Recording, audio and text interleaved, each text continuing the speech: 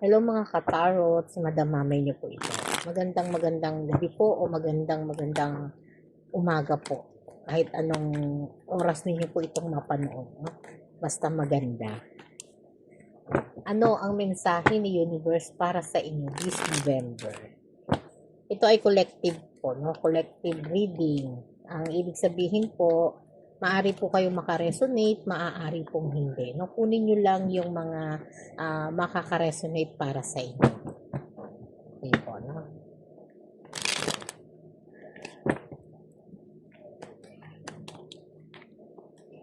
Ano ang mensahe ni Universe para sa inyo this November?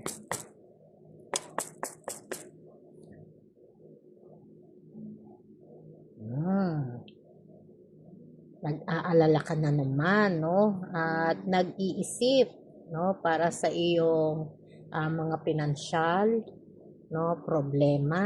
Napakaraming isipin po, no? Na ngayon ay pinagdadaanan mo, no? Lalo na po pagdating sa mga alalahanin, no? Sa mga bayarin, no? At sa mga gastusin, no? At ito yung energy na talagang hindi mapalagay, no?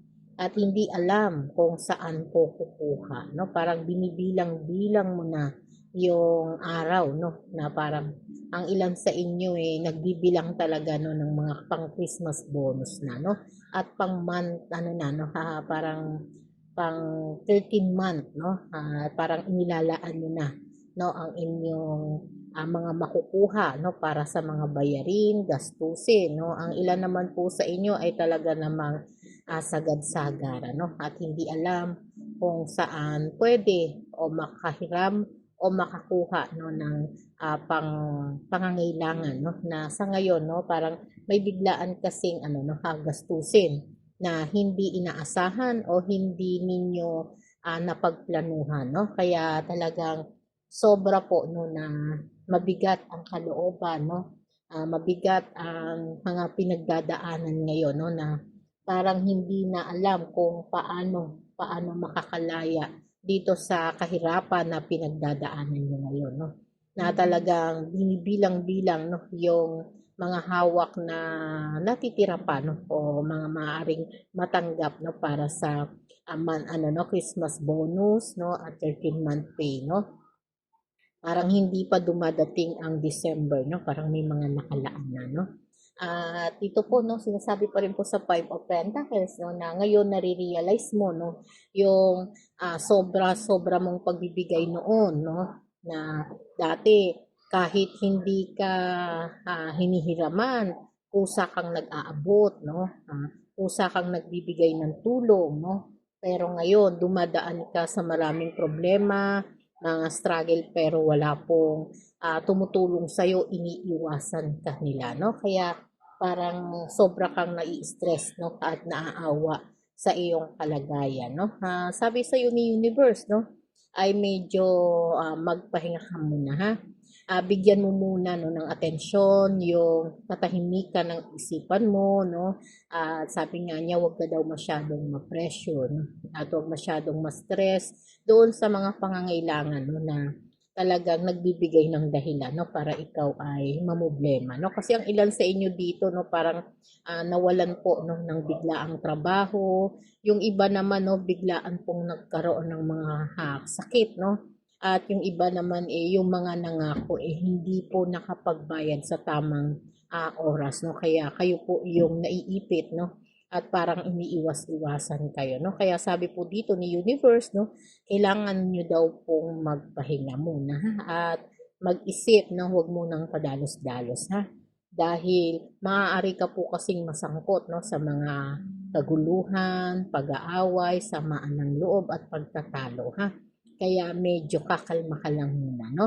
At yun yung mga parang kailangan mo munang ikondisyon yung isip mo, no? At pag-aralan kung paano, ha? At hindi pwedeng magpapadalos-dalos ka no sa iyong kalagayan, no, dahil mahirap pong mapasuko sa isang sitwasyon no na wala ka nang mapagkunan no ng pangangailangan mo, dadagdag pa po no yung mga pagtatalo, no. Kaya kailangan gamitan mo ito ng peace of mind, no, ng katahimikan, ng karunungan, no, para hindi ka mapasubo no sa mga pagtatalo, ha? Kasi maaari po kasing dumating sa panahon, no, na ikaw ay namumroblema na tapos bigla kang napaaway o kaya yung sinisingil mo o yung financial na para ay maaari po, no, na ma-delay, no, at talagang parang ngayon pa lang sagara na po, no, kung saan talagang alam mong negative na, no, yung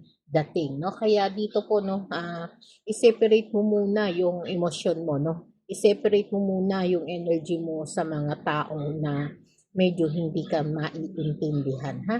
At kung kinakailangan, no, na talagang gumamit ka muna, no, ng isang kaibigan para siya na lang muna ang makipag-usap, no, para sa'yo dahil ito yung month, no, na hindi ka muna pwedeng makipag talo, no, kasi mataas din po ang emosyon, ha. At may mga pagtatalo kasi na pwedeng lumala po, no, kaya dadagdag pa po, no, sa mga kaguluhan ng isip at mga pangamba po, no. Kaya dito po, no, sabi nga kahit nga instead na tulungan ka, no, sabi nga dito, no, parang pinagchichismisan ka pa o pinagtatawanan ka pa, no, ng mga taong dati ay tinutulungan mo, no. Dating tinutulungan pero ngayon, no, parang mga lihim na kaaway mo pala, no, na hindi sila masaya dun sa ibinibigay mo dati, no. Parang instead na magpasalamat noon ay pinagsasalitaan ka pa ng mga bagay na hindi mo deserve, no. Kaya talaga ngayon mas lumabas na, no, yung kanilang mga ugali, yung kanilang mga emosyon na tagong-tago, no. At talagang gusto nila, no, na magdanas ka, no, ng maraming problema, maraming paghihirap, no. Gusto nila hindi ka maging masaya sa buhay mo, no. No, ganun po talaga, no, ang tao talaga ganun po, no. Minsan akala mo gagawa ka ng mabuti pero akala mo papalitan nila ng mabuti din, no, pero hindi po, no. Kasi pag inisip mo na ikaw ay gumawa ng mabuti para sa iba, susuklian ka nila ng mabuti din, hindi po gano'n, ha. Kaya kayo po, no, pag tutulong, no, ilaan niyo po sa Diyos, no, diretso agad, no, iaalay niyo po sa Diyos, ha. Kahit makita, hindi makita, no, basta iaalay niyo po sa Diyos lahat ng ginagawa niyo mula umpisa. Isuko niyo na agad sa Diyos yan, ha. Kung sakali, no, na ito yung energy na nakukuha ko na tumulong ka na, no, pero hindi ka pa sinuklian ng magandang balik, no. Sabi nga kung inialay mo sa Diyos yon, no, ang Diyos po ang sisingil sa kanila, ha. At kaya dito sa mga panahon na to hindi ka matatalo, no? Kasi nakikita ko naman o nararamdaman ko naman na taimtim ka naman pong nananalangin, no, kapag inaabot mo o nagbibigay ka ng tulong, no. Kaya talagang sa ngayon po, no, ay habaan mo lang ang iyong pangunawa, no, talagang iwasan, ha, yung mga pagtatalo na hindi nararapat para sa katulad mo, no, kasi sobra kang magbigay, no, mas malaki ang iginagastos mo para sa pagtulong, no, sa iba. Pwedeng sa kaibigan, pwedeng sa boyfriend, sa girlfriend, no, at sa mga kapatid, no, at yung iba sa mga katrabaho din, no. Pero talagang hindi dumadating sa panahon, no, na yung ginawa mo nakukuha mo rin, no.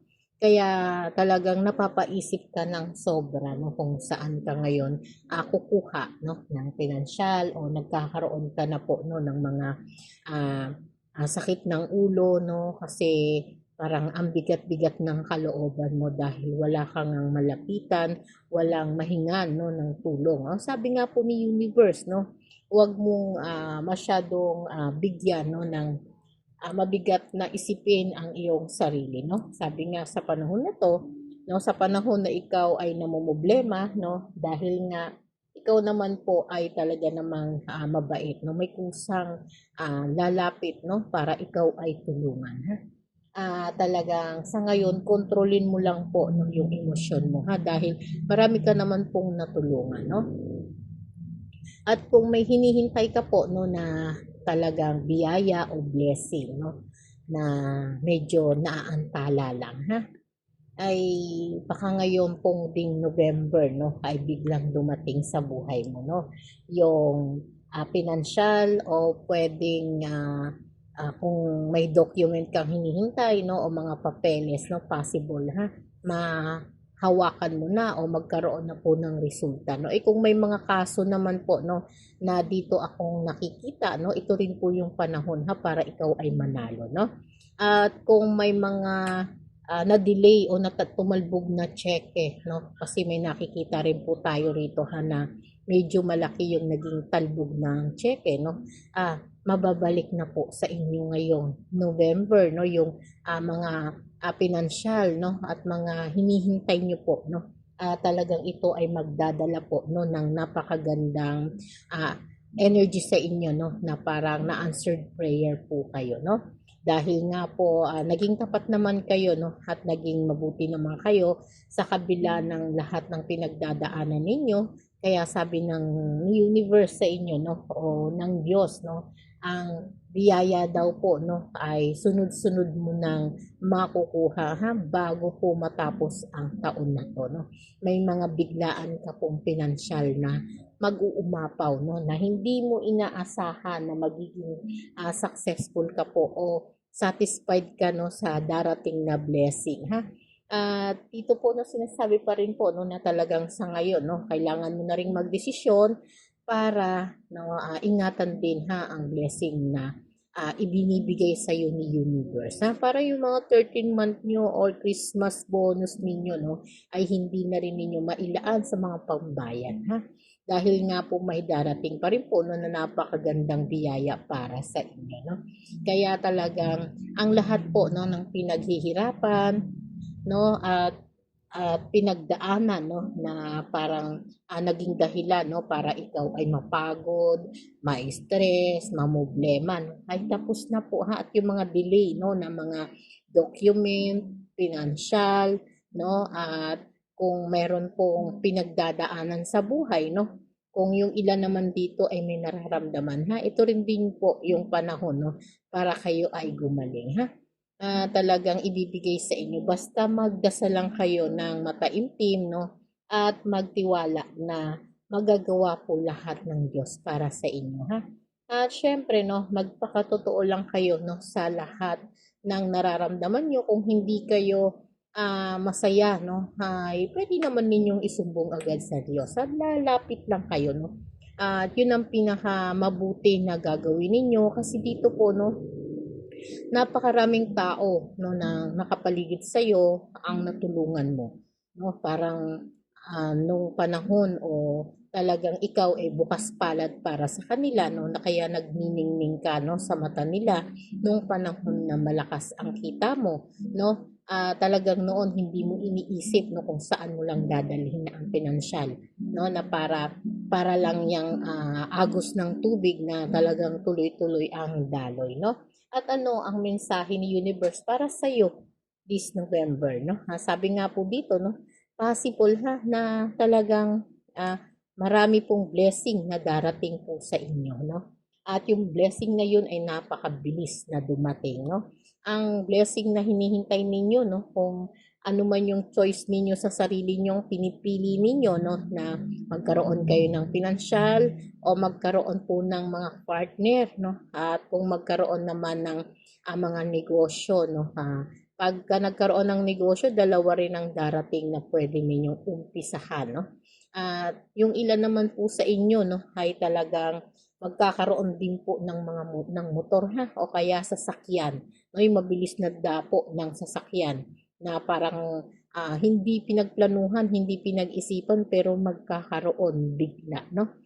Kaya po dito, no, sabi nga mas lalo kang magsisipag, no. Yung mga trabaho mo, no, parang mas dodoblehin mo pa, no. Kaya lang wag mong kakalimutan ha ang kumain, no, at magpahinga din ha. Ipahinga din ng isip, no, kasi kailangan din ng katawan ninyo, no, o natin, no.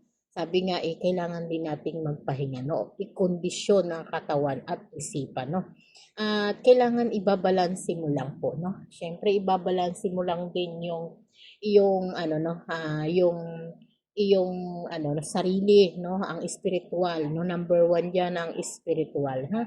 At Sabi nga dito kung may isinuksok ka, no, may madudukot ka, ha? Kaya dagdagan po no yung pag-iipon o pagtitipid, ha, dahil sa panahon na kayo po'y mangangailangan, no, sabi nga maging wais kayo, ha, dahil nga hindi laging meron, no, at hindi kahit naman po nakakaluwag-luwag ka o sabihin na nating super rich ka, no, dumadating din po yung panahon, no, na talagang nangangailangan o mangangailangan ka. Siguro swerte ka na lang talaga, no, kung talagang ano ka, no, milyonaryo, no?